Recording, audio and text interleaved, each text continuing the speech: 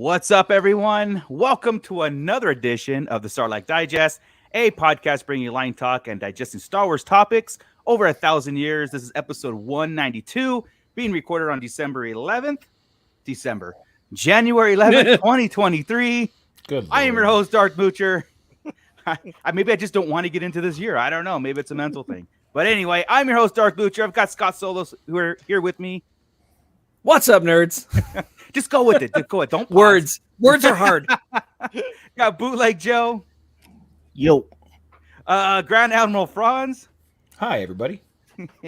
Mr. Calm. And fresh off the Fallen Fett Chronicles, that was just there a couple minutes ago, Ernie the Fallen Fett. Hey, guys. What's up? How you doing? How you doing? All right. So, we're back in the swing of things here at the Starlight Digest and Star Wars and everything else that's going on. But before we get into everything that we're doing the next hour 20, whatever we want to go, we want to give 3 hours. I mean, 4 or 5, It's Star Wars. So we could do this all night, right? So do this all night. But we do want to give a special shout out to everybody who's making this possible. Not just the guys sitting in this room right here talking Star Wars, but of course our Patreons, our ever-growing Patreon list that helps us function every day. So, Scott, take it away. Darth Moocher did say it is ever-growing, but you know what? It can always grow just a little bit more. That's what she said. So, if you would be so kind as to log on to patreon.com/Sarlacc Digest Podcast and donate $1 or $2 a month, we would appreciate it. Everybody watching it appreciate it. We can only get better. Maybe we'll actually learn how to speak properly. Who knows? No, that's not a thing. Then they'll be boring. You want us to be boring? I love how Scott had the Michael Scott thing going before he got the joke out too. He had that's what she said already primed. He was ready. That's what she said on his own joke. I love it. That's like Michael Scotting a Michael Scott joke. I love it. Well done. That's how you do it, man. So anyway, special shout out to Eric Grubb, Nicholas Schaefer, Ryan and the Star Joes, Cliff, Don and Brady of the Escape Pod podcast on the Red 5 Network, Flavy Davy, formerly of the Nerds with Attitude podcast, Don the Dad Dorn, Mervine, Gavin Connor of the All Cure Holy Hour podcast, who actually printed out the Bad Batch bingo card and played along while he watched the Bad Batch this week. He said, Sweet. They did horrible, but it was fun to do it, and it was an awesome episode. So I think we should do a quick rundown of that, Scott. If you can put it on the screen before we start and just knock through it. Yeah, hell yeah. I will. We got to get everybody caught up on it because we're doing it again next week. Same card. Yeah, we are. Yeah. Oh, okay. Yeah. It works the same every single week. Special shout out to Brandon and Anya Epler, AJ from the Forbidden Panel, and our pal fanboy Mike. Nice. Yep. Yes, thank you, everybody. If you feel so inclined, the link is in the description below to join that list and get your special shout out. I hope all the audio guys, I hope that you check us out on YouTube because it is a blast. I'm telling you right now. So visuals to go along with all of our stumbling. Yes. Carry on those shout outs to our pit. I know there's people in there. Not everybody is checked in, but there are people there. This is the smoothest start. We are live. It's like, F it. There's folks there. We've got Lax. They're there. We've got Lax Sivrak in there. We've got Don the Dad Dorn saying a bad show for the bingo card, Chris. Santo 1414, Brandon Epler, the Sabersmith, Matt Logic 44, and more. There are more people watching. They just haven't spoken up yet. So say hi, everybody. Hello, boyos. So, it was a bad week for the card because the batch wasn't in it, and that's the problem. But it still crossed off a lot of boxes. So, it was hilarious. So, in our community post that we have here on YouTube, especially, and our Starlight Digest Central Facebook channel, man. Of course, that we carry a conversation over, and we kind of get into the week of Star Wars and everything. Chris had posted a bingo card of the Bad Batch because our responses from last week's 2 episodes that dropped on the Bad Batch weren't that energetic or positive or whatever. So here it is, guys. Screenshot this. This was this wasn't actually for wide distribution. This was just to screw around in our chat. Yeah. But right. But it was funny because we talk about all the things that are going to happen. This is the Bad Batch trope list, pretty much, right. with cameo checkoffs is what I was going for. So, right. We got a couple. Yeah, we did get a couple. We got at least Cody in there. All right, so let's see here. Here we go. So Tech says how smart he is happens every week, but since they weren't there, not going to get that. I know half of these things. A narrow escape scene. Do we really get it? Did we get it? A narrow escape scene? Yeah. We got a Okay. couple. Yeah. Okay, then we're good there. Omega doesn't get to show her incredible aim, but Crosshair did. And if we can talk about we're gonna get to that. That was a little ridiculous. A Yularen cameo we've never really talked about, but should happen, right? Should, and connect all the shows. Yeah. Wrecker is confused, wasn't there? Omega tells someone what to do is going to happen. An alien creature attacks. Do we have any special alien creatures this week? No, not this week. No. Nope. All right, on Wrecker hitting something won't happen. Cody was a cross off. All right, woohoo! A new building or ship that's from old concept art. That's awesome. I don't know, but the memorial wall was dope. I don't know if that's going to count if we're going to find that somewhere. I feel like that Imperial Center right there is right where they're at, where that wall is. But I have to play around a little bit. A sad Omega scene didn't happen, obviously, but will. Vintage action figure appearance. I guess vintage. No, I didn't see any new vintage characters or hammerheads or anything. Nope. Omega doesn't listen to the center square. Man. There was a walrus man. And then we're good. Then that counts. That counts. Checked off. Yeah, there was. Okay. All right, checked off. Omega doesn't listen as the center square. That's like the freebie every week. Okay. The crew splits up and buys time. I'll take this if Cody and Crosshair did. Did Cody and Crosshair have to split up? Well, one yes. left. He's all, yes, you go that way, and I'll draw their attention over here. Yes. Okay, that one gets checked off. Yeah. All right. They sent Nova and somebody else off. Well, yeah. Yes. Okay, good. So somebody's fodder for the cannons. We're good. And then Rampart gets checked off. Yeah. Omega outsmart someone will happen next week. Hunter smiles when he should be upset is usually my favorite square. While he's scolding Omega, he gets a smirk, and I hate it so much. Tarkin won't, but not this week. Set on stun. Still, there were stuns. Absolutely not. This week. There were some, but it got gnarly. Yeah. Mention that they are in debt didn't get to happen. Rex is not here yet. Just a mention. Sid won't get to clown the Bad Batch till next week. The mission goes bad. I'm sure it happened at some point. Yeah. It didn't really go bad. Did it go bad? Oh yeah, because they crashed. Yes. Yeah.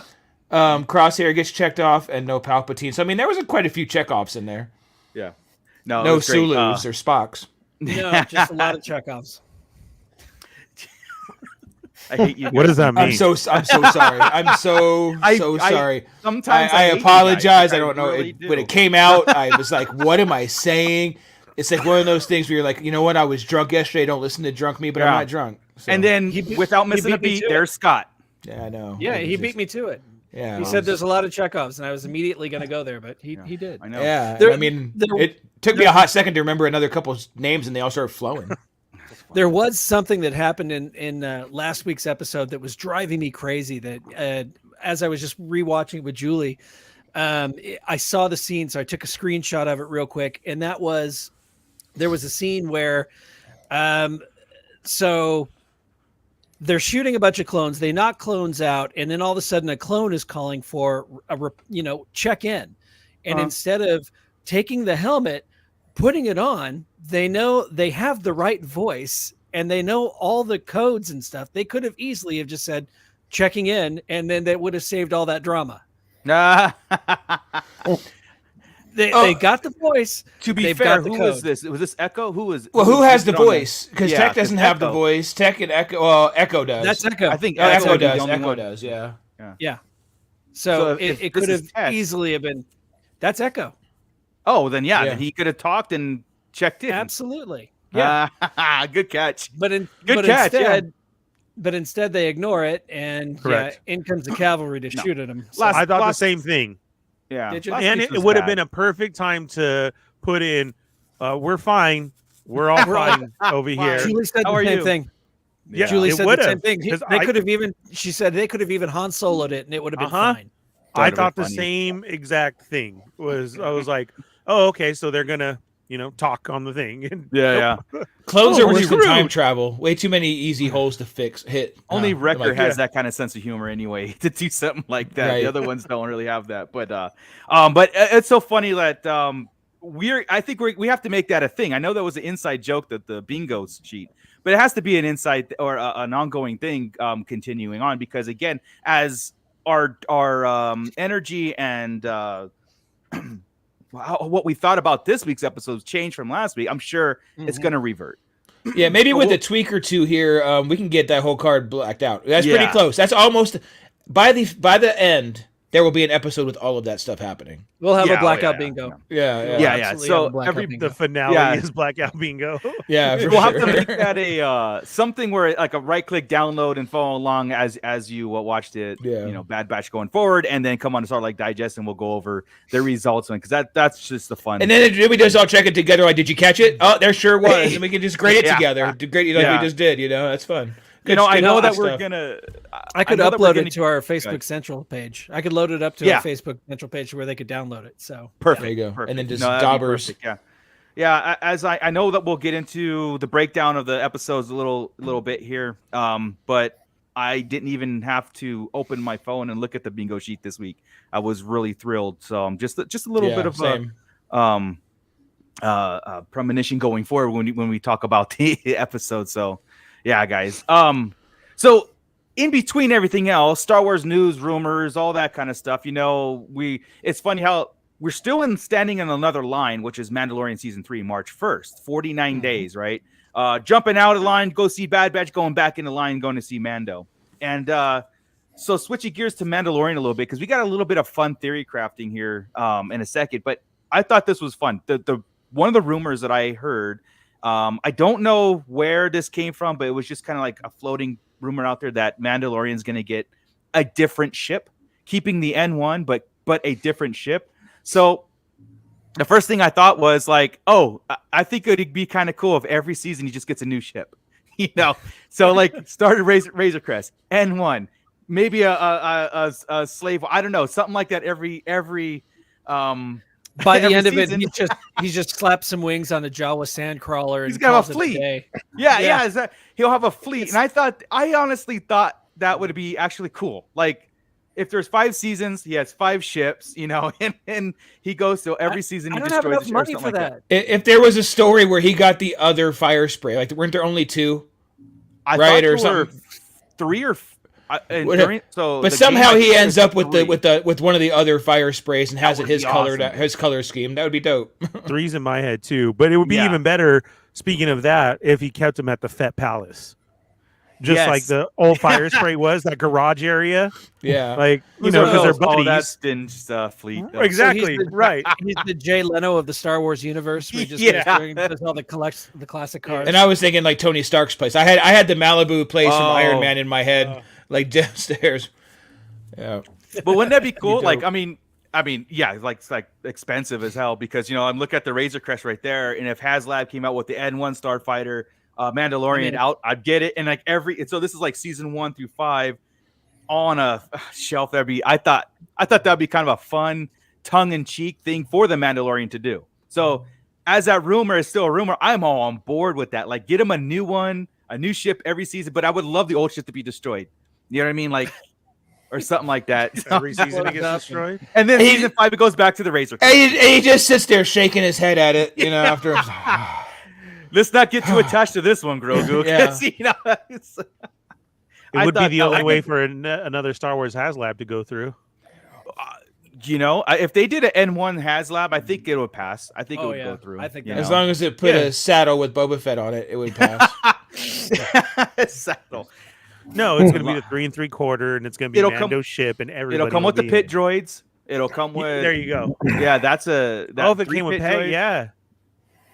Oh yeah, the droids. That would be an some place. No eyebrows. She'll look great. Yeah, right. Yeah. And some place where like a garage where it can dock and all these spare parts around it. I mean, that's right outside of her dock is that stormtrooper thing where all the stormtrooper helmets are on the stakes. Mm-hmm. They could absolutely have that as one of the little. But all cardboard though. All cardboard. I was going to say that. That could probably be made, but your hangar that you're talking about, her place is going to be a cardboard set. All cardboard set. Yeah. Yep. No problem. In fact, I think they wouldn't even do that. Just to throw it on her face, it's all just paper, like tracing paper. Not even one rollout. Yes, rolls. Tissue paper. tissue paper. Marco, hold this end. Yeah, it's a paint. You get a paint by numbers tissue paper. That's what you get. It's just the back of the box. Yeah, or you turn around your box. Yeah, you're right, Joe. Yeah. Right there. Oh. Like turn a set in front of behind box for premium setup. Hey, it's funny because the Sky Striker is coming out, and I saw some of the packed in contents with the Sky Striker, and some of it is 2 pieces of cardboard that whenever you take them out, you can put them down and then set the Sky Striker on the cardboard. It's your runway, but it looks like flimsy ass cardboard that's just going to go whenever you they give you that dent. Oh. Hey, here's the thing, Hasbro. You keep getting 3D printers business, and you keep getting them more and more of more life out there. Keep going, right? So, I mean, don't put any effort into your stuff. Hey, it's been keeping me happy because now that I've got a 3D printer, I'm printing out little environments. Yeah, that's what I'm saying. I love it. It's so much fun. But so with the other Mandalorian news, again, Chris is on a roll this week. I don't know what's going on, man. It's cool. He brought to our attention. So surprising. Chris never brings anything to the table. I'm like, I usually bring most of it. What are you talking about? Whoa. No, the little news tidbit, you jackal. I mean, obviously the charisma and that comedy. That was given. But I meant jackal. No, but Chris brought us to our attention too. He found some. Well, take away, Chris. I'll let you kind of introduce. I forget now. No, making Star Wars news.net, whatever the hell, right? Yeah. Came through. Now, remember back? Let's go 4 or 5 months back. We talked about some screenshots of helmets from the Mandalorian 3, and there was a red Mando type helmet, right? But it had a center piece in the middle. Well, it turns out it looks like these are the predecessors or the first stage of Praetorian Guards. If we have a picture here, this is what it's looking like. This is a picture somebody drew of what they saw on set that matches up. And now the same people that did this have given us, we've seen leaks from before that have come completely true. This is, I feel pretty confident we're going to see these folks in there, right? Yeah. So now it's fighting with the same type of weapons that the Praetorians do. So this opens us up for a whole bunch of stuff, right? They're obviously part Mando, I would say, right? Yeah. I mean, they're going to be on Mandalore somewhere. These must be like the Royal Guards or some kind of special guard from Mandalore or something of the sort. Mm-hmm. You would think at this point, right, we would get another Snoke connection in the Mandoverse. Yes. So this got the snowball rolling. Yeah. It really got us, with our talk, because immediately we go to season 2 Mandalorian, the Snoke body, the clones, what Moff Gideon's motivation is about the host. He needs the DNA of Grogu because we're putting the connection together. That's for the Emperor. And Moff Gideon is in on it with the connection to Mandalore and this whole thing. I would absolutely love, and I think Chris, you said something about, what did you say, like Mandalore being taken over, or are these actual Praetorian Guards from their definition of like dark force, always in pain, servants of the dark side, but they're ex-Mandalorians or Mandalorians turned that way? Yeah, now I'm forgetting where we went with it because it was one of those free flow. It was all over the place, right? Yeah. But I think it's just a matter of figuring out if they're gonna work for the Empire, right? And this big battle we're gonna have in the big story, there's gonna be conflict between Din and Bo, and yes, we've seen Mandalore split in the first place between different factions. Okay, so I'm figuring this is going to be a part of a faction that the Empire still runs, that they did before, right? When they had the white armor, the old concept armor. Yeah, that same type of thing. Just now with the not commandos, the Praetorian Guards. Yeah, I'm in there, so I'm thinking we're going to see them as part of the Empire. These are going to be special Mandos, maybe even guarding Mount Tannis, something like that we're going to deal with. Anything cool where they're going to see, these are the elite of the elite Mandos. Right. Whatever their past was, however they were trained or whatever, they're going to be some kind of elite force. And I mean, that would be cool, right? Yeah, because we started talking about Mandalore's existence during the sequel era, where the Praetorian Guards are involved in the sequel era, and obviously they're with the First Order, because they're guarding Snoke, and that's his thing. They're like the leftover remnant of Mandalore. Yeah, so like how the remnants are going to turn into this First Order thing, and then you have Exegol with Palpatine, Sith Eternal, kind of like the third faction rising, and we started going around this whole thing, and like an actual connection where the Mandalorian series could actually come to this big head and a big battle, destroying certain aspects of Mandalore, Thrawn's fleet, because I know Thrawn's gonna. It's we connected it all. That was the connection right there. Is that he's gonna need another set of folks, right? He needs to build his army up or his fleet up. If he has part remnant,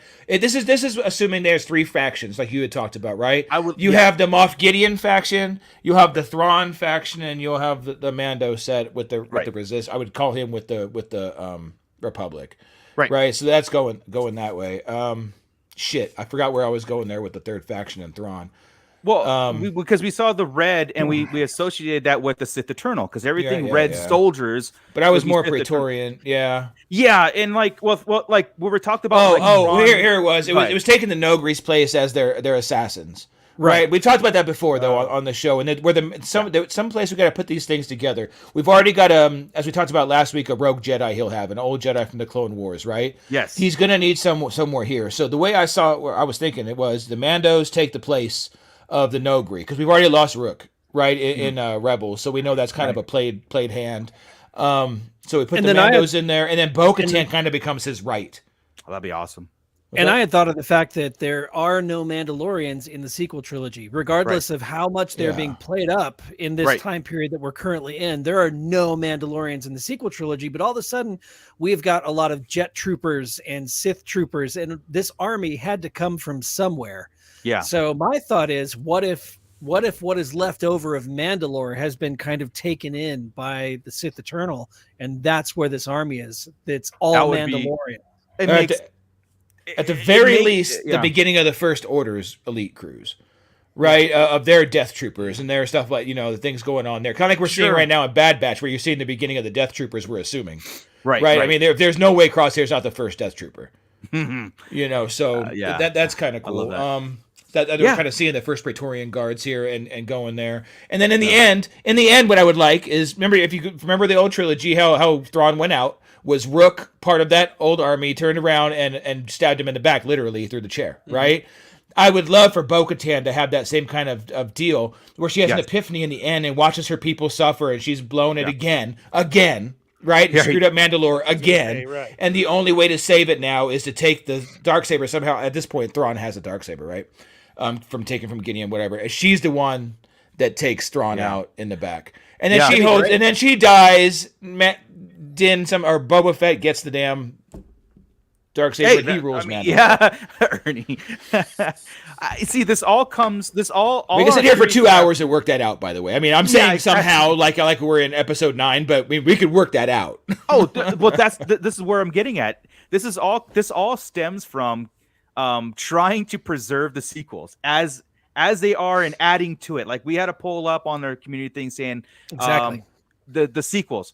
Do we want to delete them, add to them, reboot, whatever it is, And a lot of people are like, look, just add to them. Well, I think a lot of that was winning at some point. It's like, have Disney Plus add to it. Yeah, you can't.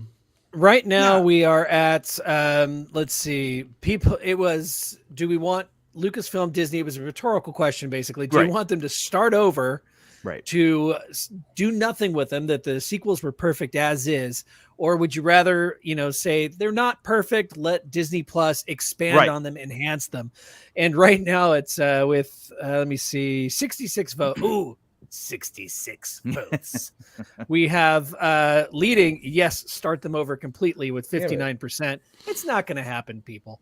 But, it won't, but it's 38%. I know, 38% say, use Disney Plus to enhance. Yeah. But that left nobody saying they're perfect, just leave them. Right. But that's 3%. Where, Oh wow, yeah. And I did, Joey. Why did you vote that, Joey? Come on. I voted that. But that's what our theory crafting goes to, because we, as knowing that they're not going to touch the sequels, A special edition to enhance and add scenes and stuff like just how we talked about would be the actual route they would go. And also using Disney Plus shows, Mandalorian especially, because that's like their flagship right now, could still work in the Mandalorian time frame, and then bridge that conflict until we get to the sequels. And it makes a great sense, and it actually would add to Exegol and Palpatine's and Sith Eternal existence. It would actually make a lot more sense doing it our way and how we're theory crafting as a third faction, because when they came into the sequels, they were asking the First Order, like, basically join us, and the First Order is like, what do they want from us? You know, it is a third faction. But let's see this take form where it destroys Mandalore, and like how Chris is saying, and Thrawn is defeated in this whole thing, and that will wrap up this Mandalorian time frame where people go their own way, and then the rise comes in the sequel. You know how that they have to go run to the unknown regions and lick their wounds and be done, and come back stronger. And that now back to the Praetorians. I was back it could be Gideon on Mount Tannis. No, I've got my head wrapped around these Praetorians now, defending Mount Tannis and the Snoke clones like forever. Like that is their job, and the Emperor has put them in place of protecting Snoke clones, and that's why we see him later. Like they're forever his. Yes, like that guy is the future leader. They know it, right? That's Palpatine's plan, and these elite Praetorians are specifically for him. See, and this is where I like it better if Snoke was a separate entity, Palpatine was a separate entity. Yeah, that's not happening. Gideon is, I know, but Gideon is either working for either one of them, because we know we got the Snoke bodies. Nobody right now is supposed to know that Palpatine's on Exegol recovering. Yeah. Nobody's supposed to know this. That is a clone body he's in, right, in the sequels. But it makes sense that this all comes to a head for the First Order perspective, and then the Sith Eternal kind of like rises out of this shadow. Isn't there a problem with? Go ahead. It all kind of falls apart though with the whole Bo-Katan theory joining the Empire, because the Empire is who destroyed Mandalore. I mean, that was the Night of 1,000 Tears. I don't see her siding with Thrawn, even if Thrawn shows himself as being a different kind of Empire. It's still Imperial, and she is still Bo-Katan, who is freaking one track mind whenever it comes to ruling her people. I would love to see it. I think it would be cool to see that happen, but I just don't see her getting over the past in order to do that. I don't either. I'm not like I think this is the complete downfall of Mandalore and Mandalorians itself. Is I think that's how it falls. Like she tries to resurrect it or save it, and is sold a bill of goods by Thrawn, and it crashes, and she's oh damn it, I did it again. I can't believe I've effed this up. Yeah, I think that's more likely. Yeah, I think now as far as the three factions, there is one problem I have with three factions. Isn't there an issue if you have Gideon versus Thrawn? They're the same character almost, really, right? Gideon is like Thrawn Jr. He's like I told you, I think he's a disciple. I mean, he knows it. The day he got them in that corner, and stopped everything and started blasting who everybody is and blah blah blah, and knew everybody and all this information. And just assume there's nothing you know that I don't know or whatever, kind of thing. That's Thrawn. That's a Thrawn trait. Yeah, totally. Yeah. And his demeanor. Everything about him really screams like classic Thrawn too. Yeah.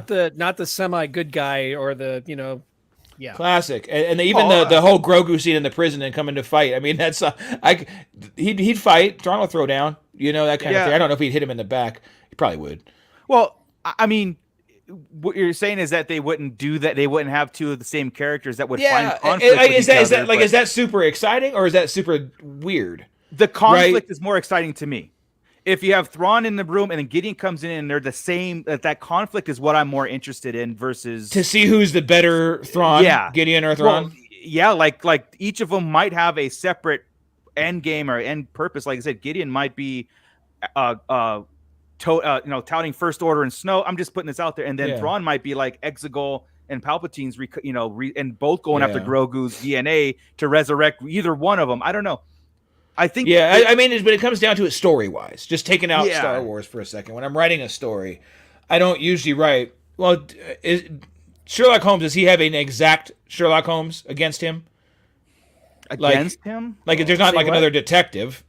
Oh no, he's got Moriarty. He's got Moriarty, who is basically his mirror. His okay. Well, that's kind of like the same. They're both evil. Yeah. Right. They're both villains, yeah. so it's kind of hard. It's a difficult. It's like they have piece here. The same end game but different outcomes or something like. I mean, I think that would be kind of interesting. But yeah, I get your point. Like I don't know. Yeah, it's just fighting each other, and that's weird, you know. But there's only so many reverse flashes I can see, and this is kind of like Gideon is a reverse Thrawn.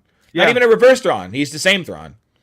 Right. Well, we always talk about like progression and how Star Wars can kind of do the same thing but being different at the same time, right? Instead of just having Empire versus Rebels, but just changing the names. Oh, guys, hot picks for us. Click in the chat. Oh, cool. Yeah, that was a great point. 69 biz.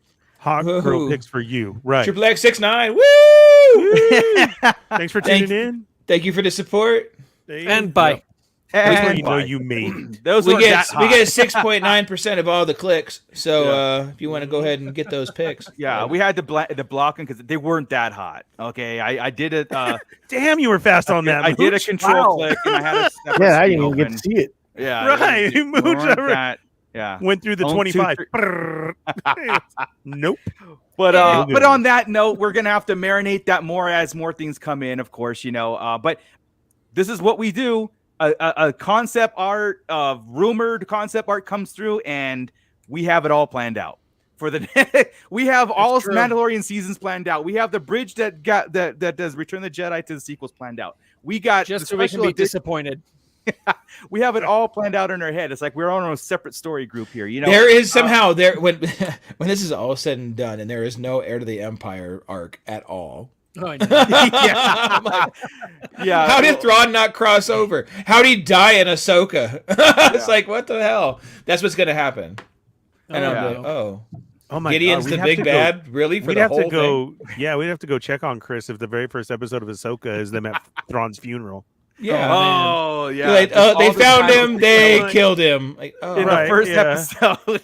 Like, you all killed Thrawn, but you stunned everybody else. Come on. Right. Yeah. All right. So before we get into the Bad Batch, let's check in with the chat real fast. Julianne Fernies had read a rumor that there's a spinoff of The Mandalorian being created. Not Ahsoka, none of that. Now, I heard a rumor of Filoni and Favreau, and Julie, maybe you can confirm, is this what you heard? Yeah. That they have, they're in another project, codenamed something, I forgot what it was called. It was a different code name. Yeah, something 17. I forgot. What you didn't know is that the secret code name was XXX69.biz. Somebody was trying to give it to us. That was it. They were trying to give us all the insight. Yeah. All the free behind the scenes picks. Yeah, the picks on the set, and we just and some people think that was Mandalorian season 4 in production, but I'm like, why code name it at this point? You know what I mean? You still code name them, but that's not what that is. But why? Right? They said it's a separate show. Well, I'm just saying, like, you know what she's saying that could be a legit thing. Now, spinoff, I mean, the spinoff would be Luke Skywalker. But something else new coming up, like a Peli Motto. I mean, we can get a Peli Motto. Oh God, oh no. Yeah, all right, cool. Well, with that, I think how Peli lost her eyebrows. Whoa. I won't watch it. I watched Clerks 3, and she was the doctor, obviously, right? Yeah. And it took me completely out of the show. I was like, oh, it's Peli Motto. I was like the whole time. Every time she spoke, I was a mess. I'm like, I hate when that happens, right? When somebody from my universe goes somewhere else and I don't hear them as anything. She just bitched the whole time about things like, oh, Razor Crest. You don't need no Razor. Basically, she was effing him, blinding about his heart. Yeah, that was about it. No, I got you. She was. You don't need an AKG. You don't need a heart. Oh, geez. All right, guys. Well, are you ready to transition over to the Bad Batch now, as we got the Mandalorian out of the way? Oh, Julianne, I'm not dissing on Peli. I'm a Peli fan for sure. I'll take a pop. No, I am Julianne. I am dissing on. I don't like the character. No, I've always liked since the Dr. Mandible episode. The Dr. Mandible episode had me. The gambling thing right there with that had me. I was a fan. I hate it. I hate it all. All right, you liar. No, I don't like her character. She's up there with Holdo to me, and you know how much I love Holdo. Wow. And Joey, sexist pig. Damn right. I don't hear any guys in your list. Poe, I don't like Poe. DJ, not as much. DJ. That was a stretch on Poe. DJ, I got you. Yeah, that's DJ was bad. DJ, that was just the stutter was ridiculous. All right, guys. What are you talking about, Chris? Yeah. No, what? Let's get into what our Bad Batch breakdown segment, where we, break down the Bad Batch, and it's such a turn of events from last week to this week. Audio. Appreciate it. The audio guys, Chris. You're right. There's two sets of listeners now. So. This is going so good today, guys. This is great. I think so. Today. I mean, you guys keep pointing it out. It's going to get worse. We're going to make it worse. We're going to wreck this whole day. That's fine. Bad Batch breakdown. Let's go. We had a good episode. Best episode of the year. Let's roll. Best episode of the series. We had our bingo cards ready. We had our eye rolling ready. I was practicing the eye rolls all day. I was mad at Omega all day. I was mad at Omega. I was pretty mad. I was told the guys in chat, it's like, I'm gonna see it at midnight so I could just go to bed pissed and just kind of sleep yeah, whatever. And what I proceeded to watch was a very, very emotional and just heart-wrenching episode that I always say this too. It's like these Star Wars always hit you when you least expect it. And it's one of those episodes that, like, I didn't know I needed this from Crosshair's journey or the clones in general or what they're doing until I got it. Now I'm like, wow, this is where things turn around for me. And I will, caveat from last week too. We weren't hating on the Bad Batch. I mean, we make fun of it and do stuff. It just wasn't like energetic and fun. It was the bingo card exists for a reason, because there's stupid shit that happens every week the same. And they can't get out of this little formula until this week. Yeah. When they said, oh, you guys want a cool story for 22 minutes? Oh, I got you. Hold on. Sorry, my bad. Well, Boom. I will say this, and I don't know about you guys or anybody in the pit and everything. Watching this and stuff, it kind of really brought the 3 episodes together for me, as far as like the energy of the program or the show, not necessarily the story and stuff. It's like, because last week we had the energy of the Bad Batch and doing their thing and whatever. It's more of the same. But Crosshair's journey, I mean, compared to what's going on around Crosshair too, the Empire changing in this dark times. Like, we always stress the dark times, and that's where, like, I love this aspect of Star Wars, because this is what creates the hero's journey. This is what creates the Luke Skywalkers going forward, and what we all fell in love with Star Wars. Yeah, I'm an Imperial guy, so anyway, right? But this is the interesting shit. I want to see the Imperial side as they're changing. We watched the Clone Wars for how many seasons? So we saw the Republic working with these clones for so many seasons. This is the side I want to see. The clones in the Empire, not the Bad Batch fighting the Empire. I want the clones within the Empire and what's going on. So we saw Wilco last week, what was happening with him, right? Now we get to see Cody and Crosshair here. And it's awesome to see the Imperial side of the clones. Seeing the, like you said, for 7 seasons, we saw humanization of clones that weren't supposed to be humanized. We saw relationships, we saw personalities, all these things come through. Now with the Emperor coming through, and Rampart's role in this is really getting it's good that I don't like him. Not that I don't like the character. I'm like, it's the show's doing good. I don't like Rampart as dude, you got to die. You know what I mean? You're not supposed to like him. He's the villain. Exactly. I mean, he's a good villain. He's only in it for himself. Yeah, the whole dehumanizing the clones. That's it. And not even kind of nonchalant, like forgetting their names on purpose, kind of, It's not a matter of forgetting their names. They don't care anymore. Do you have pictures of that, Scott? Do you have pictures of him with C99904 when he's saying it? Yeah. It's not so much. The thing is, there's a couple of pictures, right? Cody. Oh, yeah. He doesn't. It's not that he forgot it on purpose or nonchalant. He doesn't care. These guys don't have names. They're CCs and all kind of stuff like that, right? But it's also a dig, because he's talking to Hunter, right? And Hunter is nothing but 9904. I know that. There's Crosshair. There's no Crosshair. There's 9904. Exactly, but it's also a dig, like Cody. No, you mean he's a number, like you're just reduced to numbers. You're this whole time they've lost their identity the way they had built in the Clone Wars, and they're all plain. So this is the other picture that should come up real quick, is Cody. When Cody and him meet in front of the memorial wall, and he doesn't recognize him at first. So he has his helmet on, and you can see he's all grayed out and white. He's a stormtrooper right now, right? Yeah. So they've made everybody, well, that part too, yeah. And he says, I didn't recognize you, because when he comes up, his yellow is gone. Everything is gone. Right. Everything that identifies Cody is Cody now. Yeah. We would see Cody in the street and say, that's Cody. Yes. Right? And there's another clone like, oh, man, I didn't recognize you, which is funny, because there's a bajillion of them, and they're supposed to recognize each other, which I love, right? Yeah. I thought that was funny, too. That is because he took his helmet off and he looked like everybody else in the commissary. That's the last one right there. The commissary picture. There's one right there where Crosshair is walking in.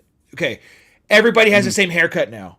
Yes, that wasn't besides Crosshair. That wasn't happening in the Clone Wars, right? Right in this scene, if you had this in the Clone Wars, you would have seen 6 different styles of clones. Right. Now they have all colors. Yep, markings on the armor. Yeah, well, they are reduced down to their numbers. That's it. And one of the important things that this episode also was transitioning over to was the proving. I guess it's Rampart's proving to the Empire that his Operation War Mantle is the smartest move that the Empire can do, because it's showing he had to kill Wilco last week. You got Cody defecting at and going AWOL. Well, you got clones. Well, I'm just saying what's perceived, right? And so the clones we think he's AWOL. Right, that's what I'm saying. Perceived. Yeah. So what it is, it's almost like Rampart can go to Tarkin now and say, "See, the clones don't. This the move that we made to end that program was a smart move, because the real obedience is the conscripts, not the clones are turning on us. We have the bad and they're ruining whatever the chips may be, but they're actually leaving. We actually had a scene from last season where some of the clones refused to capture another. They're like making conscious decisions, and the Empire doesn't want that. So this episode did a great job of proving that the clones actually are not the oppressors. That the Empire wants them to be. Chips or no chips. You know what I mean? Let's chat with the chat real quick with the pit. We've got Skyrider who comes in. He was curious about the last episode. Why did the Empire build a memorial wall? And I don't think the Empire. I don't think they did. That wall existed during the Republic times, because isn't that the same building that Tarkin tried Ahsoka when Ahsoka was on trial in the Clone Wars? Wasn't that the same building? And I'm pretty sure that memorial was outside. I remember seeing the clone statues. Yeah, I think the Republic built it. I think that was a Clone Wars thing, or during the Clones, the Republic thing, before the Empire, and even before that, the Empire still has nice stuff, right? And they're still doing things. And right in the very beginning, their buildings and everything are all tip top, everything like that. So they're not. Remember, some people like the Empire. Right? Even Cody was talking about him bringing order. Crosshair, he buys into the ideology of the Empire. Building a wall, a dope-ass wall right there, would go a long way in keeping the troops in line for a minute while they get... Yeah. I honestly think that's probably like I said, a Republic era before it became a Galactic Empire wall that was just there, that they happen to be there, that's just yet to be taken down. Yeah, I think that's true. I think to be a symbolic thing coming. I think that'll come. Let's see that wall again. The cool picture of that wall. I want somebody to transcribe. Well, shit, Scott, you got pictures. You got to use them at some point. Jesus, I do. I was working on comments from our crew. Who's gonna? Dope ass picture. But I want somebody to go ahead and translate all those. I did see some translations, and some of them are just gibberish numbers, but they probably do mean something, like call signs and whatnot. Yeah. All right. But cool. I'm sure I would love to see like other, clones that we know. I'm sure they're there. I mean, I love this. This is a great thing.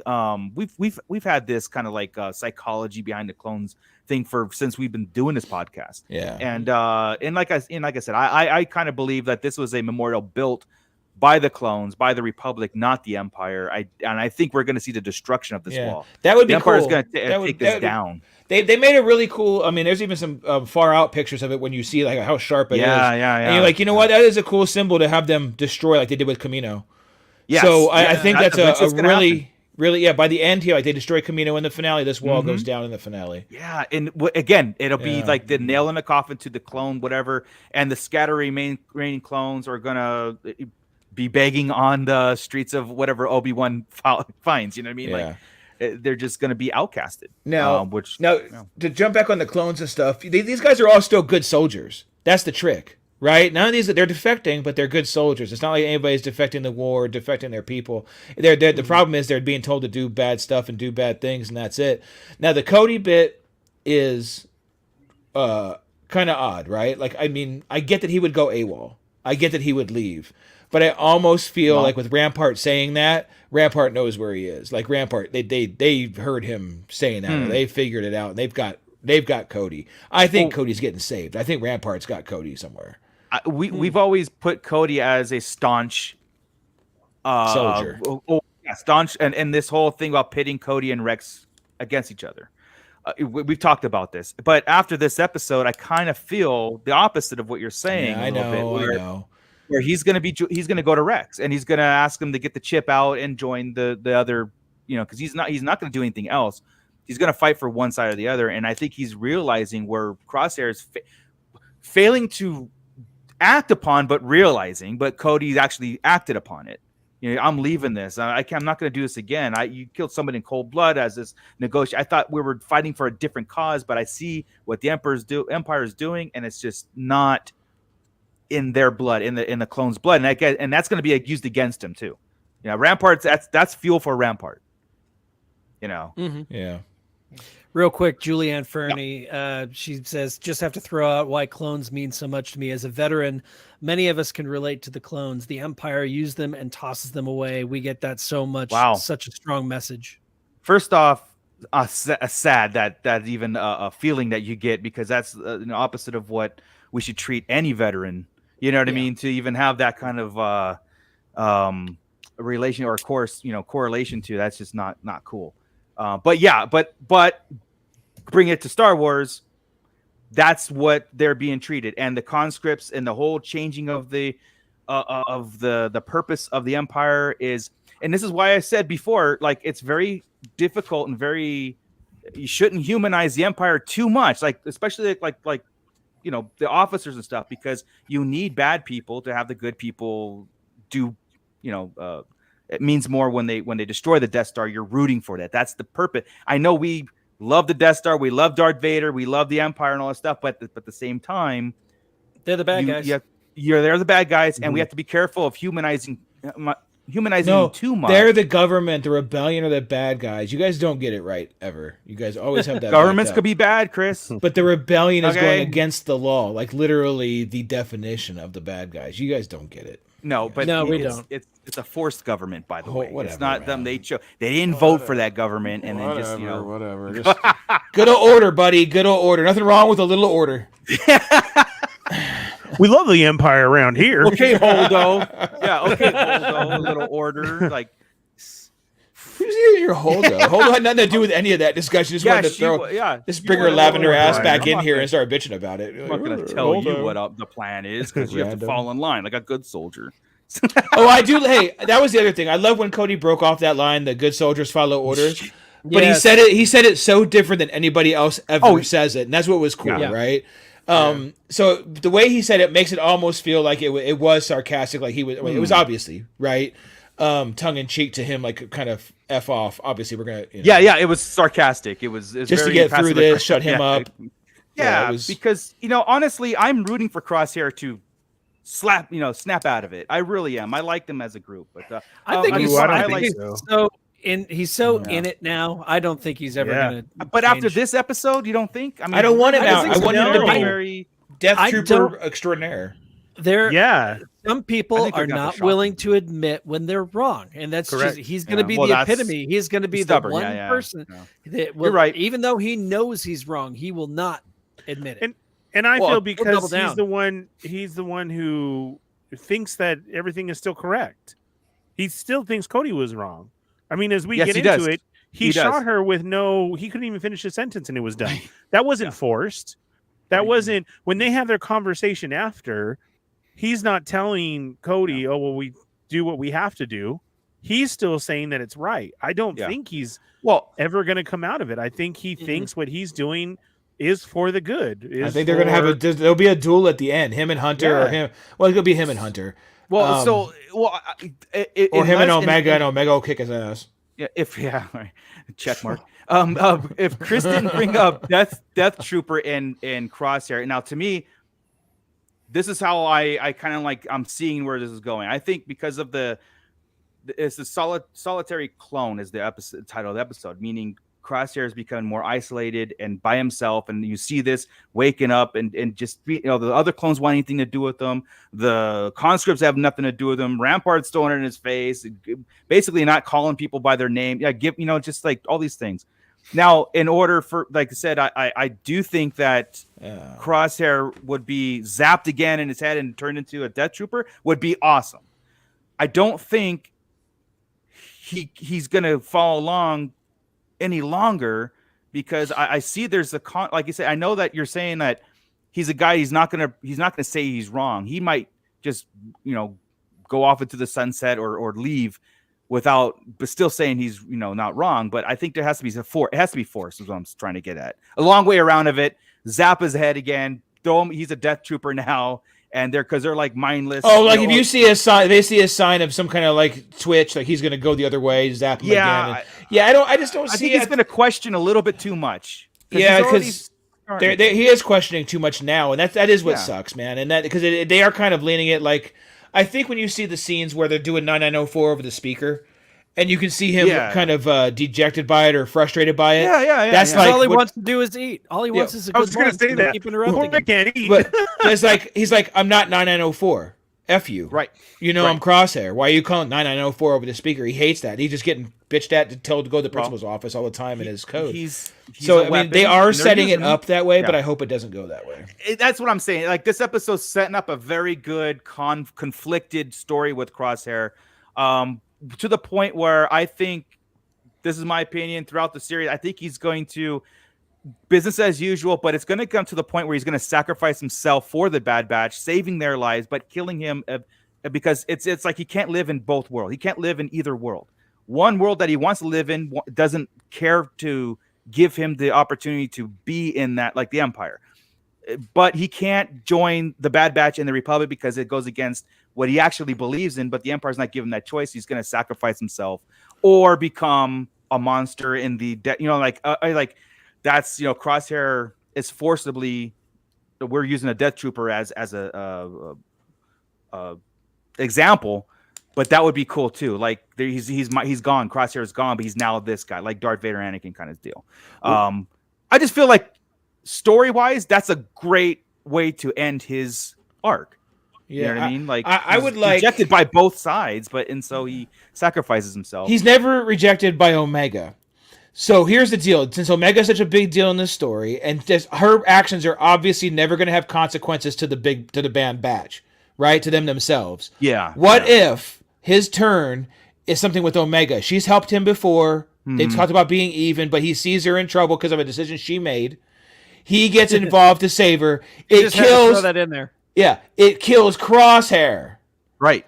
And that changes Omega and helps her learn her lesson. And then we're like, oh, okay, there was a consequence. Yeah. It wasn't one of the Bad Batch, so we got around that. And it was during Crosshair's kind of turn to help her. So we didn't like completely turn. It was just something with Omega because that's how they've all got to be. Saves Omega, dies, blah, blah, blah. That's how it is. She'll never learn her lesson.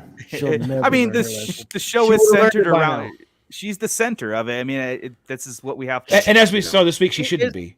She is a slightly altered clone of Boba Fett. She's still or Jango Fett. There's a reason why they chose Jango Fett to be the host of all the clones. There's a natural latent ability in that person that they've cloned over and over and over again. So obviously she's got some of that. I mean, she's just been slightly modified to be female. Right. I don't. You guys keep harping on the fact that she's got the ability to. I mean, she's got great aim or something like that. But I mean, there's a reason why Jango Fett was chosen. Oh, he had this natural ability. No. That's a trained ability, dude. Not a natural ability. That's not in DNA. Why? See, that's not his aggression. His aggression and his dominance and his that's what they toned down on the clones. But go ahead. So she is a fifth member of the Bad Batch. Or else they wouldn't need all the training, and Boba Fett wouldn't have had to been raised by a dad. All of his skills would be natural and not because he had a dad raising him. Well, no, I'm bugged by her 13-year-old aim because it's bullshit. That's why I'm mad at it. I think what Scott's getting to is she's not a a typical clone. She's the she's a member of. She's the 5th member of the Bad Batch. Even Tech said it in the last season. She was grown for a specific ability, just like the Bad Batch is. She's the other member of them. She's unaltered, meaning she ages naturally. But she like I think what Scott's saying is like there's an ability in her that's like Crosshair's, sharpshooter, hunter. Oh, you're saying okay, so the ability. Okay, we talked about that before. Like she has a little bit of all the Bad Batch abilities. Yeah, like all of it, maybe. Yeah. So I think amped up then, because I guess there's natural attributes. Well, she's given the opportunity to train with them, and you see it in the first episode too. Whenever, or the first of this new set, whenever she is going up against all of the little crab people, she's jumping and rolling and she's hitting the ground and stuff. I mean, normal things that would kill a regular human being, and they do that regularly with Jedi. But here you've got a teenage girl who's able to do it, and she's smart like that. She's smart like Tech. She's got those abilities to where she's super agile, and the aim of Crosshair. So she's Boba Fett, but enhanced. Yes, because Boba Fett's not like that. Boba Fett's trained by his dad. Boba Fett didn't boost his power. They said was totally unaltered. Yeah, he's just his and trained by other bounty hunters after Jango, dies. Yeah. So, but she's got the natural abilities that are bred into her, that have been altered into her. Yeah, you see why that sucks though? When you're talking about Boba Fett's sister and having all these abilities and just given to her, right? Well, and then you have Boba Fett having to be clone trained up and everything else. Even the clones have been trained up. I mean, even the Bad Batch have been trained up. She has had 0 fucking training. There's my one. Well, this is why 0. But she was a doctor. She was an assistant in a lab. I get that she has skills, but you still have to practice the skills. The Bad Batch still goes through training. We're seeing that happen. It's not like I mean, imagine when she practices a little bit. Well, we've already seen her aim, so imagine when she gets good at it. Yeah, that's what I'm saying. But it'd be perfect. When her and Boba Fett finally meet, when he's going to say, "I know who Dad is." I met our dad just because you have superpowers. I met our dad. Like Chris, I don't think the Boba or Omega's going to meet up at any point. This is my opinion. Oh, that's a waste. I don't think they're going to meet up at any point. I think Omega is going to be not 100%. Like if she has the abilities of all the Bad Batch, it's not 100%. It's 20% of each one or 25% of each one, right? Because Echo is not an engineered Bad Batch. So if she has the instinct or the survivability of Hunter, it's not like all of Hunter's skills. It's some of it's more than the normal person. And we saw Crosshairs. And it's not like she goes into it completely just knowing how to do something. We saw it in the first episode with her and Hunter. See her fail all the time. When he was tracking and she's following and she's watching and she's learning how he tracks people, and then she uses that ability. And the same thing goes with, I think the only one that she probably doesn't share any real traits with other than poor decision making is Wrecker. Yeah. I mean, Wrecker's really good at poor decision making. She hasn't done push-ups yet. So when she does push-ups, Chris, then you ever played video games? That's how you power up in video games, man. I guess, man. I guess I'm just sitting here thinking I'm looking at her versus Boba Fett same time. Yeah, we've seen it pretty much the same age, and it's ridiculous. It's ridiculous. Yeah. Is what I'm saying. But I don't. She annoys me anymore. But the rest of them don't. Omega just happens to be the center of the show, and she annoys me. That's the thing. It's funny.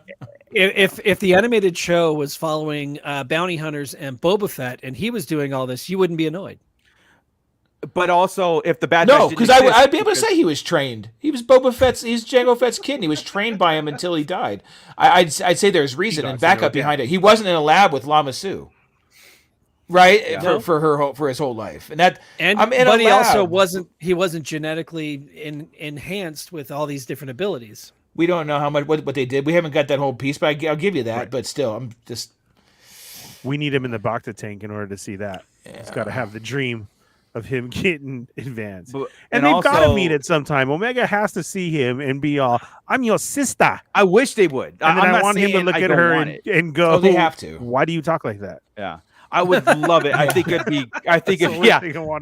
be awesome. I just don't know if in my, like it said, each of us have our different theory crafting and stuff going on. Right. If she says Omega and Teak, will she say Boba Feet?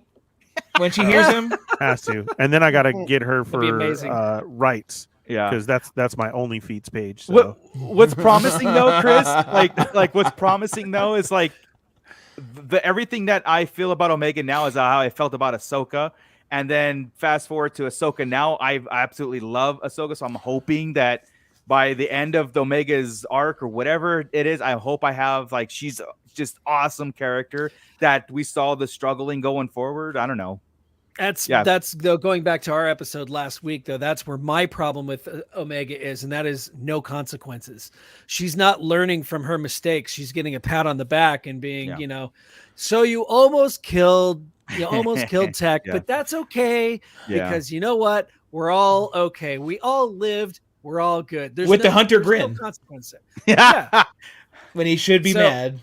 I want to beat the out of her, but I can't because it's like, that's my different issue. Trainers, man. But Ahsoka had better teachers. I don't know. Yeah, I mean, there was the Jedi's had a code. The Bad Batch's women. It doesn't matter about the teaching. You should just learn from the mistakes. Like Scott, we talked about it last week. You do not go 18 episodes in the Clone Wars without seeing Ahsoka move up. You don't go 18 episodes in Rebels without seeing progression from Ezra. You don't go that many episodes with Grogu in The Mandalorian without seeing him progress from episode 1 of Mandalorian through now. He's using the freaking Force and moving things on purpose. And with Luke Skywalker, there's been progression. This kid has been sitting there making dumb decisions since we met her. Yeah, that's the problem. I think she's going to progress, but it's like how many times do you need to do to like until stop Crosshair running dies. away? Yeah, and Cody, like I said, it'll be the death of Cody. Is what it'll be. That'd be cool too. She needs to kill somebody important, but it won't be a Bad Batch member, right? So Cody makes good sense, Scott. I love that. I really love that. I want her to, because then they'll be mad at her. Like, no, they won't. Hunter might not smile for once. Look, this is major, Omega. I mean, like, that was Cody. You did a bad thing. I need you to go to your room. No supper. We'll see you in 4 hours. There's a consequence. Here's a comment from Matt Logic about going back to Cody and stuff. What if Rampart had Cody, offed Cody, and it was testing Crosshair? That's what I'm saying. Maybe he didn't go AWOL. Rampart has him. Because Rampart wasn't that mad about it, right? Like, but this makes Rampart, just like he did with Wilco, right? That, like you guys were saying, it gives him ammo to say, hey, they're turning. Right here, Cody going AWOL is one thing, but Cody AWOL is actually a problem. Right, he should see that. He might not know because he doesn't care that much. Yeah, right. Because Cody isn't influential. I don't think he's been offed. I think it. He didn't we see in the trailer? Rex says we've got to go get Cody or something like that. I think Rampart has Cody. I think there's an issue with that. He's not AWOL. Rampart knows where he is. He has him. He knows he's that issue right now because he has close eyes on Crosshair already. Oh yeah, right. So if he's watching Crosshair and he catches this conversation, that's where you think he's using Crosshair as like, I'm going to use him until he's killed in combat. Like he's like, I'm just calling on his dude. Like that dude's a tool. Yeah. He's pushing him. He's pushing him to see how far. He's like, I got it. There'll be a mission at some point to kill a Bad Batch member too. Like take Hunter out or just right in front of his face.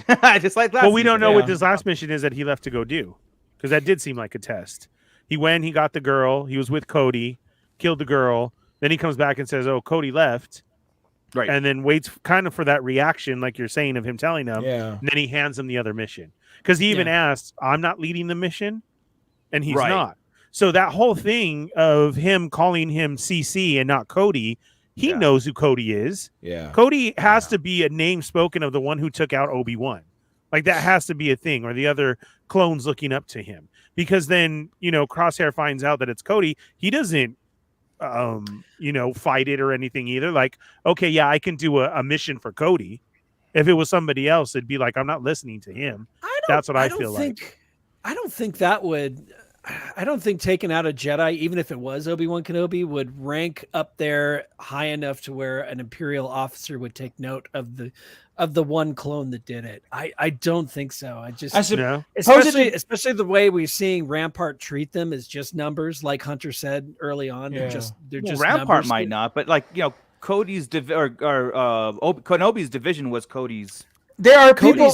Cody's people would, but not. Yeah. I don't think the Imperials would. But there are people around that would. Opinion. Tarkin, I think, would know who Cody was at this point, right? I'm trying to think about the old missions. I would think. Lauren would know who Cody is. So people in the Imperial world that could run into Rampart or work with Rampart could possibly know, and if they're making a plan about certain things or talking about the Death Trooper stuff, which they would, maybe with you, Lauren. I don't know where he's at this point. We're only a couple months outside of the Clone Wars. But they could all put in information, like who do you have to watch? Cody is one that, or we're looking for Rex. Who's his connection? He was really close with Cody. So now they're watching Cody, and it kind of all just kind of works out where... That could work. Yeah. Well, that's a good point too. And now he's the bait. Yeah, because here's the thing too. Crosshair and Cody, when they first met at the wall, Crosshair even told Cody about Rex, or vice versa. Which one told? Rex defected, got his chip or whatever.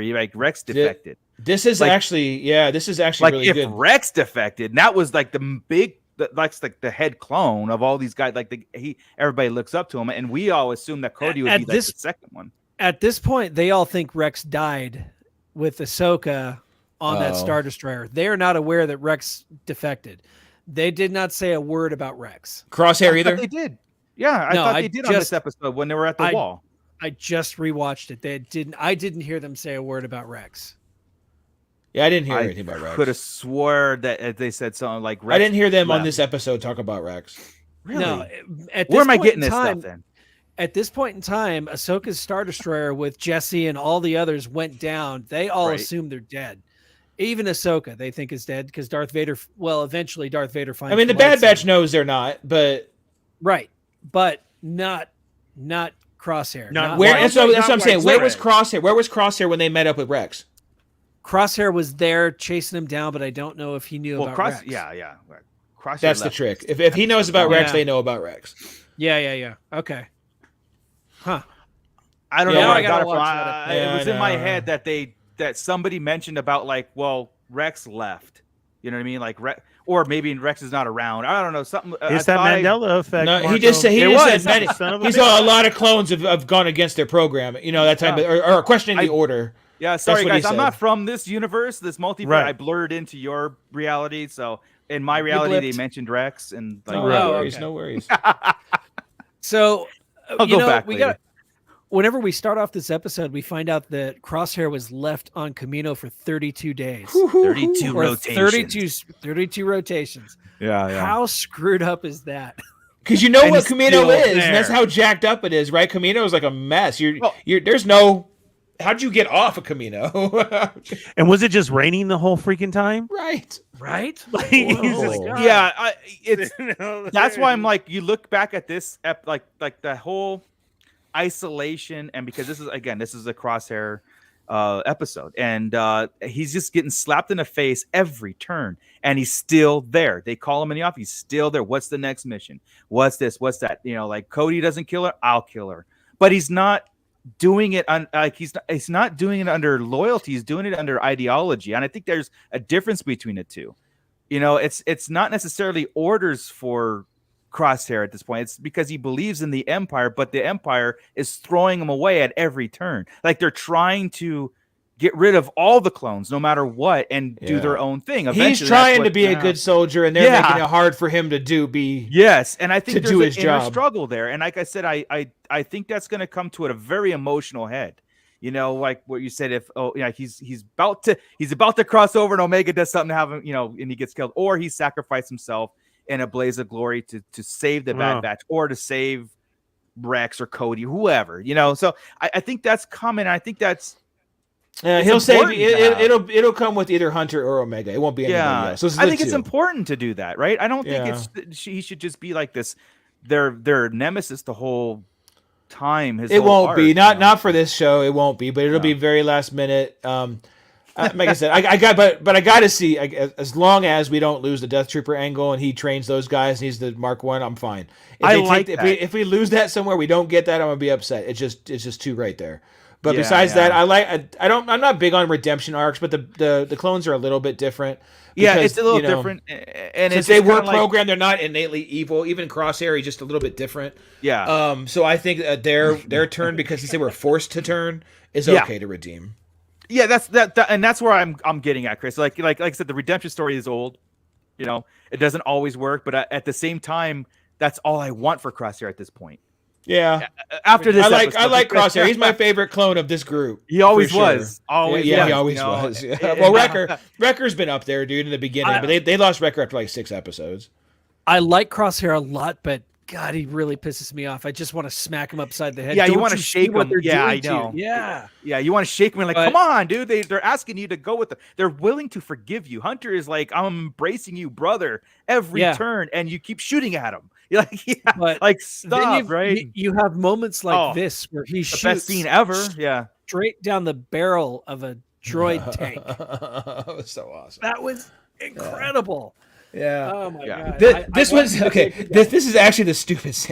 Okay, I'm gonna bitch about it. The reflector shot scene is a little off. I mean, suspension of disbelief. He's not a Jedi. That was a pretty wicked shot with a mirror here, a mirror there. Thank God the droids moved in the exact directions they did, and he bounced it off.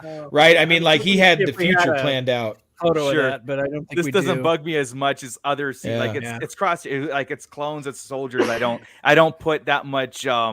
No, I let it go, but I'm like, oh dear God, dude. Yeah. First off, we saw it coming a mile away. And I kind of do like that. Where do you want me to how far do you want me to throw it? As far as you can. Okay, I'm like the setup. I get it. But I'm telling myself while it's happening, I'm all let it go, Chris. Let it go. It's gonna be an awesome shot. It's gonna be incredible. It's not Omega. I just chalk it up to his ability. Like as he's a level 15 sniper, and it's like, but again, I try not to put that much stock into that kind of like scene. It was it was the coolest scene, but practical, you're like, works in it. Well, because there's the other problem is I try to put it in live action a lot of times, right? How is this going to translate if I ever want to see this live action? And it doesn't very well. No. Right? And that's kind of the thing that hits me a lot. And I shouldn't do that, but I do. And I look at because like Scott was saying how Omega is jumping and bouncing around like people would normally die. While you're saying that, I'm like, well, they kind of do that in the cartoons anyway. But yeah, it is a little over the top for the Jedi do. Omega. The Jedi do, but not the regs, not the clones. You try to do that. They don't really, some of them do, but they usually injure themselves. They feel it. Yeah. So it's tricky. Yeah. So Brandon Epler. Yeah, isn't original Star Wars just a big redemption story for Anakin? Yeah, that's what we're saying. It's the rise, fall, and redemption of Anakin. Yeah, it's Skywalker. the repeating. That's like Kylo Ren did it. You know what I mean? Like, I'm sorry, that is not this. We all know that's not the story arc of Star Wars. The story arc of Star Wars is Palpatine. Well, it is now. I mean, it's all about Palpatine. Just somehow the rule of not the rise, fall, and redemption. Just the rule of Palpatine. Somehow Palpatine. Somehow Palpatine. Yeah, exactly. Somehow. Make it up. The rise of Palpatine, the fall of Palpatine, and somehow Palpatine. The return. The return. A somehow story.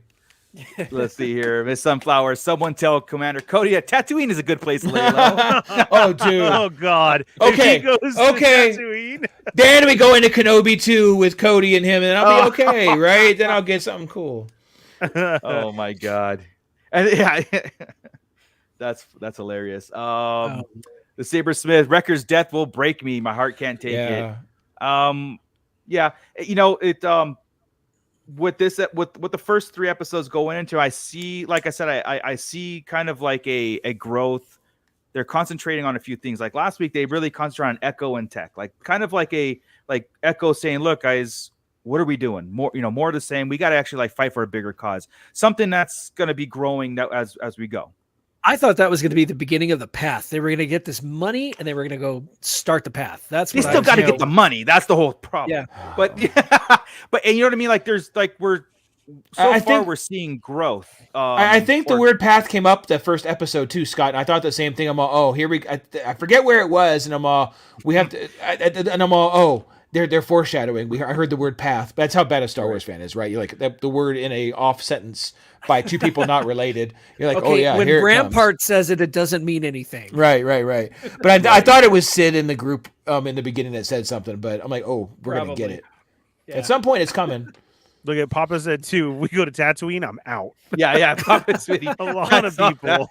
It won't be Tatooine, but it'll be another desert planet that looks suspiciously like Tatooine. Well, the other defector went that they caught up with. I forgot his name already. Jakku. Oh yeah, there you go, Scott. Yeah, it's not. It's not Jakku. Tatooine. He went to Jakku. I wouldn't mind seeing something go down on Jakku though. Oh, I think that'd be great. I think we're going there. I think we're going there with the live action series. We got to see Rey get dropped off. Oh, that would be cool. And I can see the wreckage of Jakku and talk about how the Battle of Jakku jacked everything up, and because we're like what Ernie said, I mean, we haven't even put Palpatine's clones in effect in live action. Her parents dropping her off on Jakku. Palpatine's which is pretty son, funny because we've seen Snoke's, we've seen them in the bottles and everything and like that. Yeah, and that kind of did that. But we didn't see the Emperor's clones. Correct. You know what I mean? Somehow there's Emperor ones out there that we need. Yeah. Some sheaves floating around. There's so much, man. That would be cool.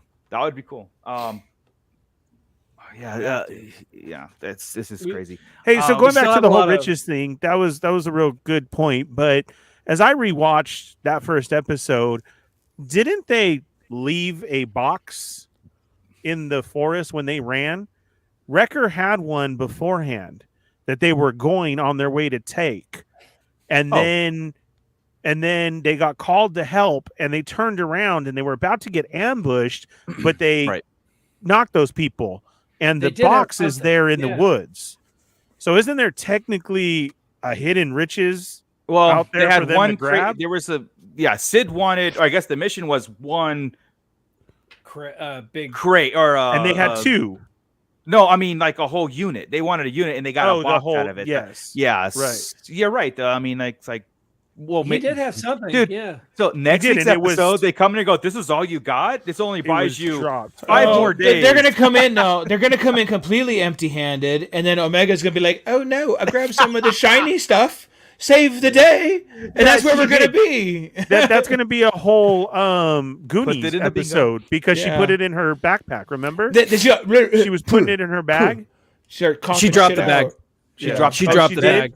Yeah, she dropped it. But she had pockets, man. She was wearing cargo. She was wearing cargo pants and a vest, dude. She's got them all over. Yeah.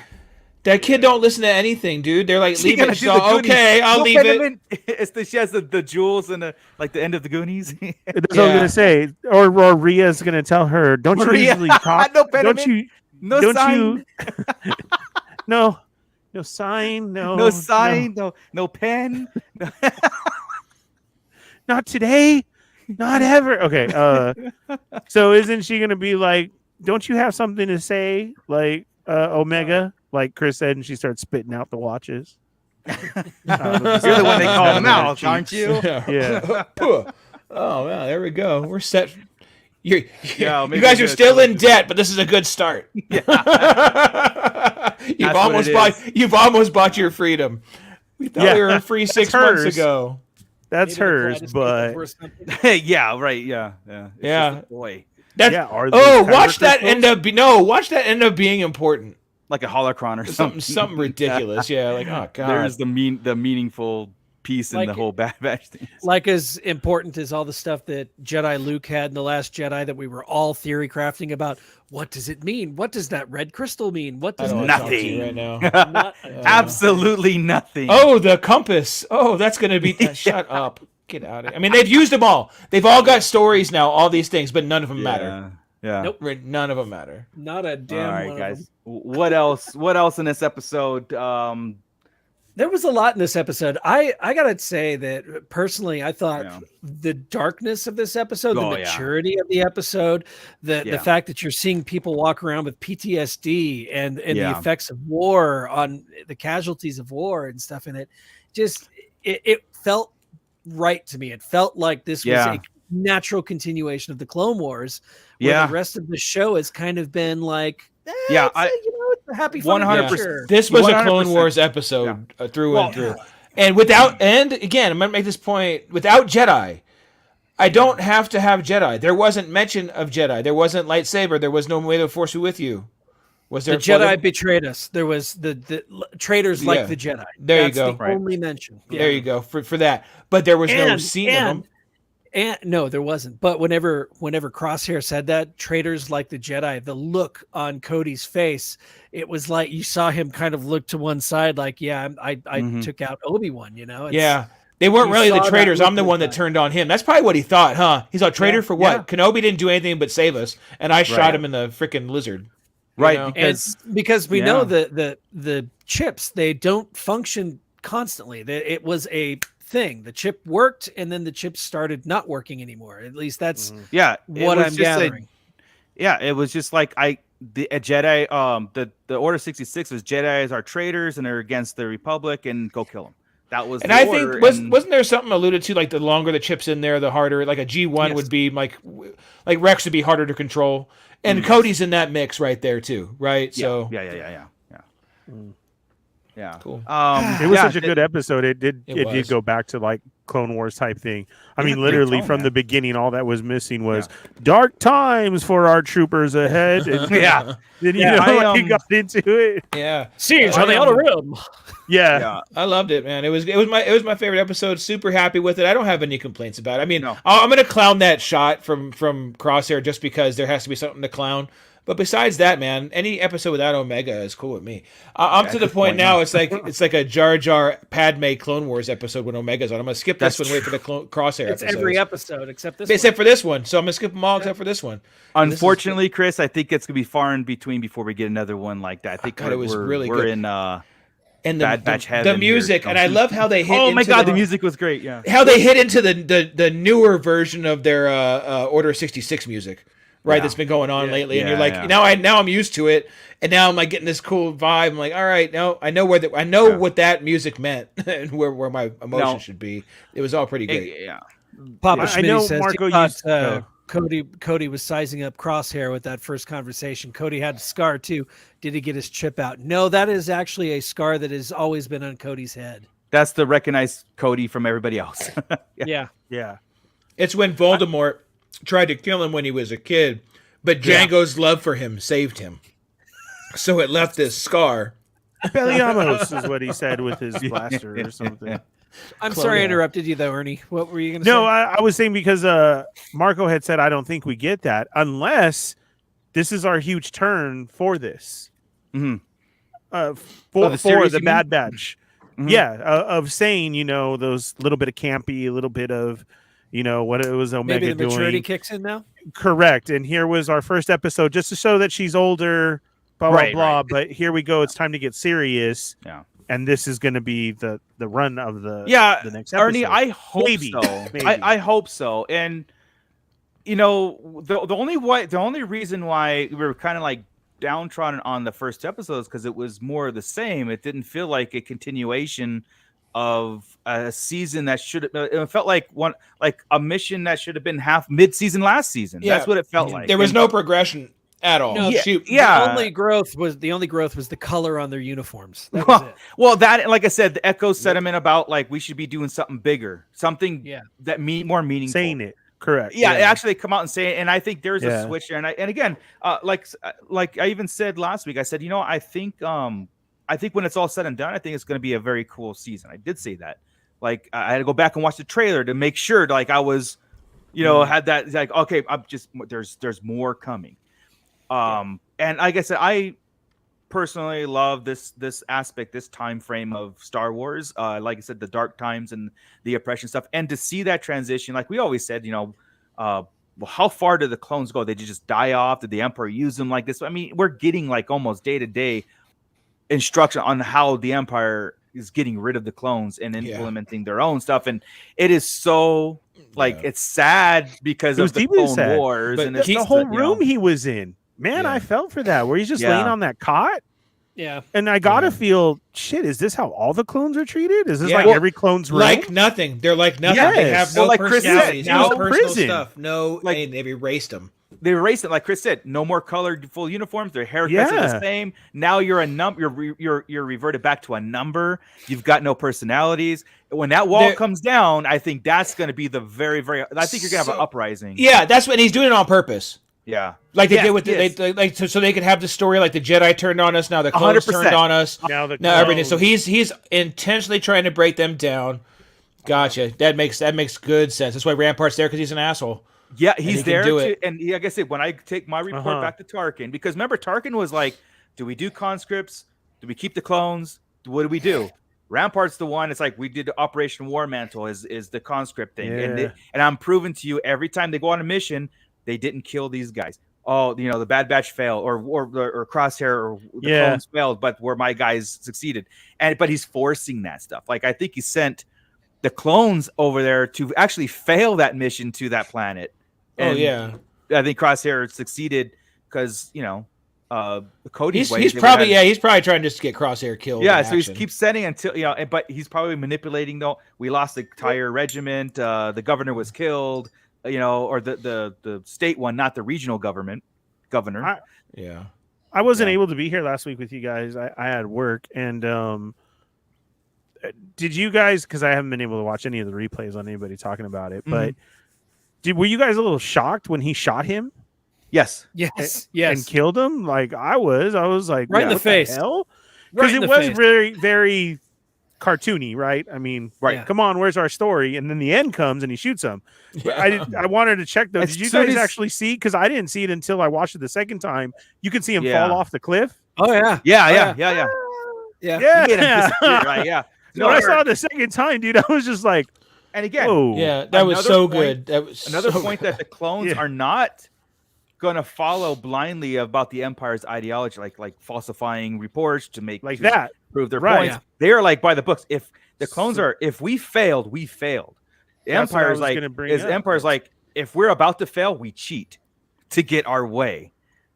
And that's what Rampart is doing. He's like, I am going to kill you. I'm going to make it look like a success to make me look good.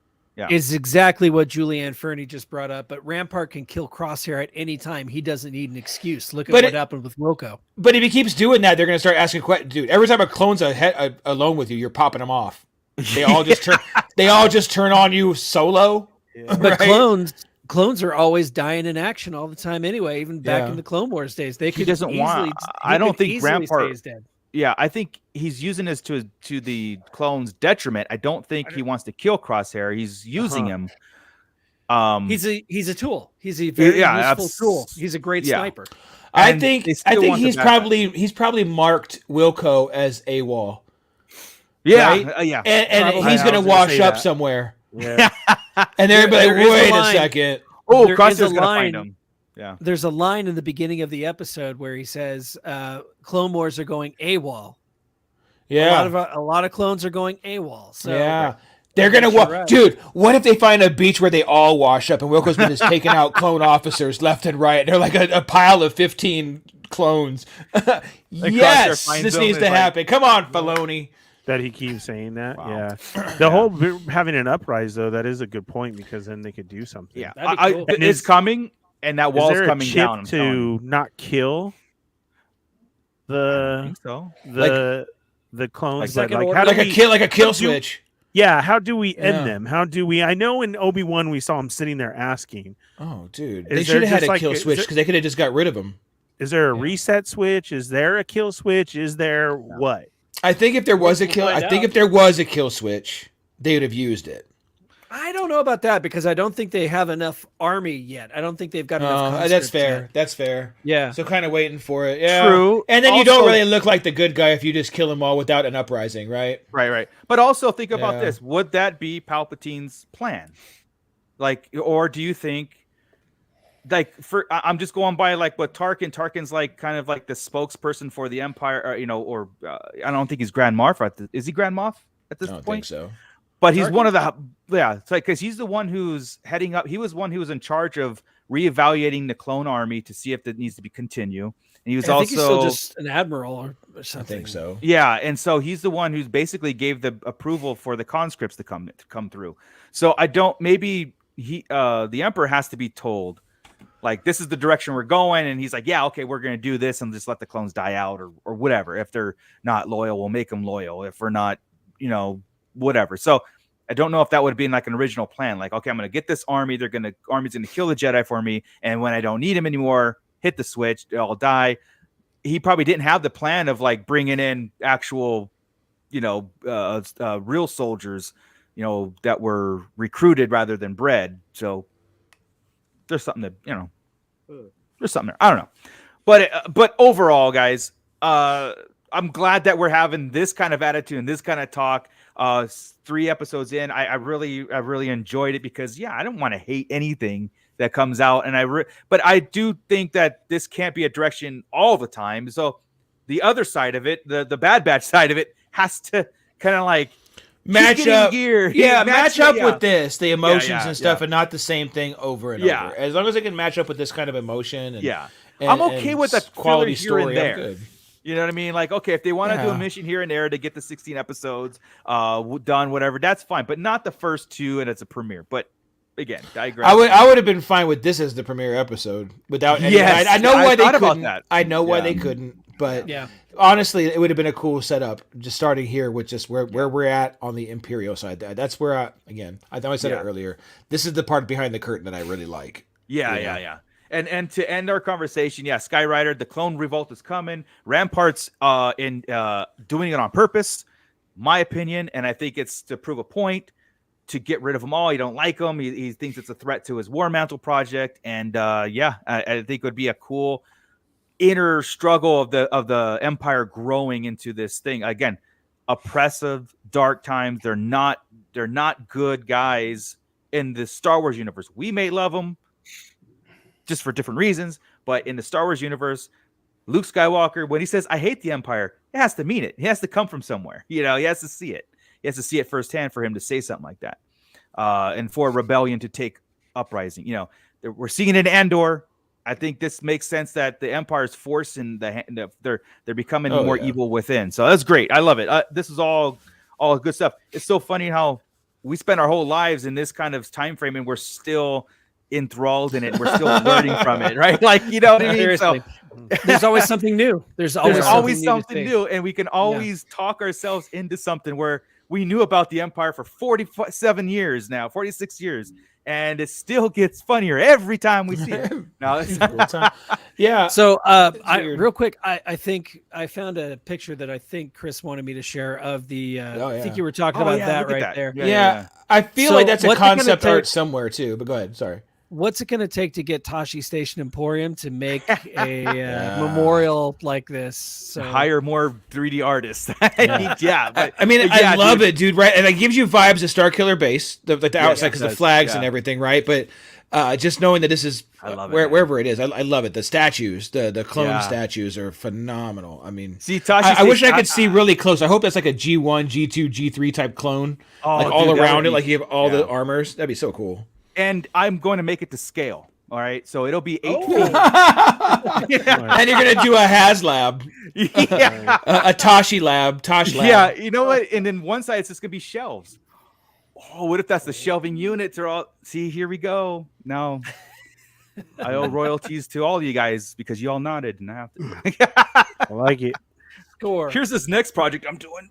8-foot diorama. Speaking of the helmets, too, I do want Hasbro to make that McQuarrie concept one. We're calling it the G1 Stormtrooper, right? Is that in between? There you go, a G1 Stormtrooper. That sounds good. Yeah. Because they're coming off of there when he was staring at them. That looks. I already have pops. They did all the concept ones all last year. And I've got one right over there. Yeah. Them awesome. coming out of that bucket would be great. Yeah, it would. Oh my God, dude, I love it. It's so good. So yeah, guys. So I know we went a little long, but hey, we have so much. We actually have more to say about this stuff, but for time restraints and to keep the podcast going for next week, we'll save it. And I do love your point about we don't want to bash things. We're just really passionate. So when things don't go our way, we want to complain about it a little bit or discuss it. Complain. That's all it's discuss it passionately, and then move on and love the next one. And then we're quite fine. We forgot about the first week. Yeah, that's 100%. That's it. Like what have you done for me lately? As long as I'm happy this week, I don't care about last week. Yeah, we have plenty of content to revert back to and be like, nothing. Yeah. They're not going to destroy it where we're going to just go home and with our arms folded. Right? We always have stuff to revert back to. Like, all right, well, I still got this, and we can do our thing. At the end of the day, what did we get that mattered? This okay, then I'm good. It mattered. Right. Those the people that say they won't watch Disney Plus. Those are the people that fold their arms and stomp their feet and complain about everything. They're not going to get something else that's going to please them. So Might as well. So remove yourself from it. Go enjoy your thing and let us enjoy our thing, and don't be a dick about it. So yeah, I mean, they're still making Star Trek a lot of that movies, this week. So no, they're not. Aren't they? I thought Quentin Tarantino's making a Star Trek movie. No, he absolutely is. Yes, he is. I heard that was canceled. Canceled? I heard it was canceled. When year was canceled? I heard him talking about like a couple weeks ago. I didn't hear anything about being canceled. Oh, I heard it get announced, and I heard like right after it get canceled. I thought, but really, I could be wrong. Yeah, Quentin Tarantino doing Star Trek. I heard that he's not full on F-bomb Star Treks. Yeah. Yeah, I mean, and killing. That's what I'm saying. That killing. I don't know. I don't think he's direct. I think he's writing a Star Trek. That's the last. I want to see a whole bridge get taken out, Tarantino style. It'd be so confusing because you would see it from everybody's perspective. That's what I'm saying. Yeah. Wait a minute. Yeah. Shit. Sulu's just sitting there. Maybe he's writing. He's with blood on the side of his face. It's all maybe out it's Galaxy order. Quest 2. I think it got canceled because he wrote into Space Gimp. I think that's why it got canceled. You can't have Space Gimps in Star Trek. I mean, it's like you see this communicator. I carried this communicator for 30 years in my ass. All right, we've said communicator and Trek now. Yeah, we're done. Okay, we're done. Look, the Chekhov joke was funny earlier because I said it. Now we've gone too far. Right, I forgot you're the funny one. Right. Yeah, I can make Star Trek jokes. When Scott gets into it, it gets too serious. It's real. All right, guys. Well, let's get out of here. Thank you guys for doing this. Coming on and talking Star Wars. We'll be here next week, of course. Same bat time, same bat channel. Thank you, Pitt, for talking it up and staying with us and getting all your comments in there. And yes, Scott, I think we're going to continue. Where is that cheesy bit? There it is, that thing. There it is. Yeah, I want you to before you leave, I lost my Wampa stomp. Oh, no. I got a mug. Wampa stomp that like button because you like this episode. I still need a and share, subscribe. The Tiki mug works, too. Yeah, it worked. And we revert back to our original borderline. So, yeah, guys, thank you so much. I love this.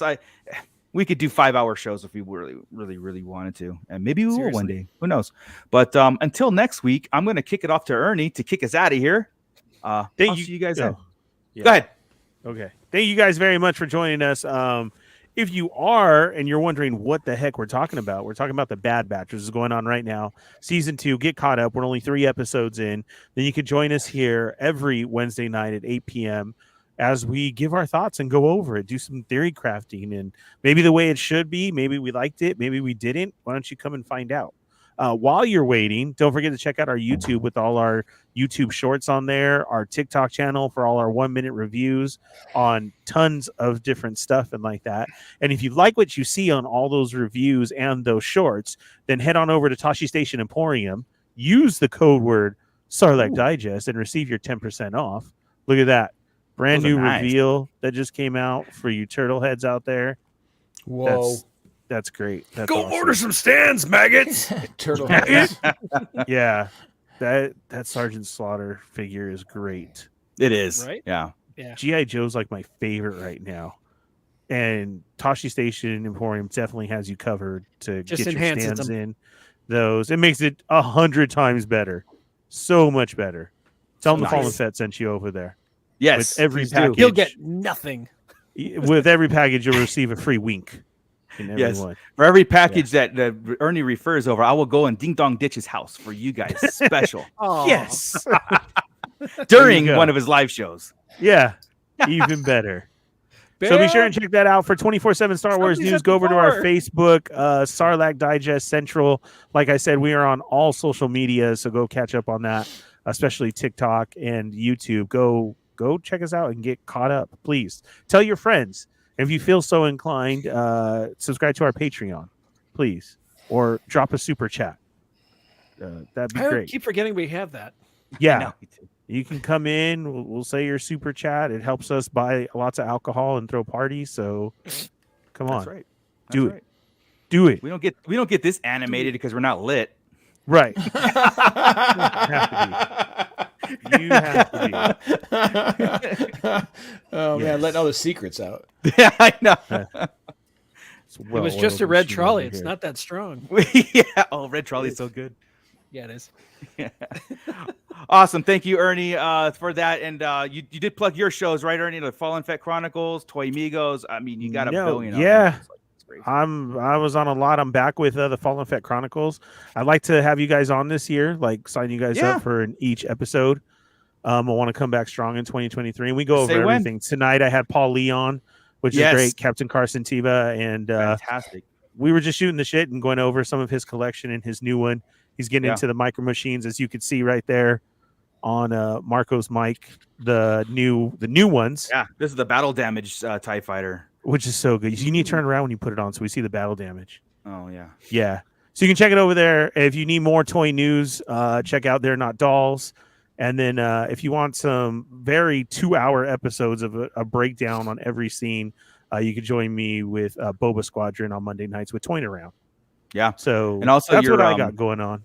Your How You Do Disney, you got some major news to cover. So oh my God, there was a bunch. Yeah. So like I said, coming back strong. We're gonna try those Saturday episodes to break in starting next Saturday, because you got 100 years coming up this year. That's gonna be Friday the 27th is the first day of going off. You have the merch that's there, but that will be the day for Mickey's Runaway Railroad, and we already have things switching up.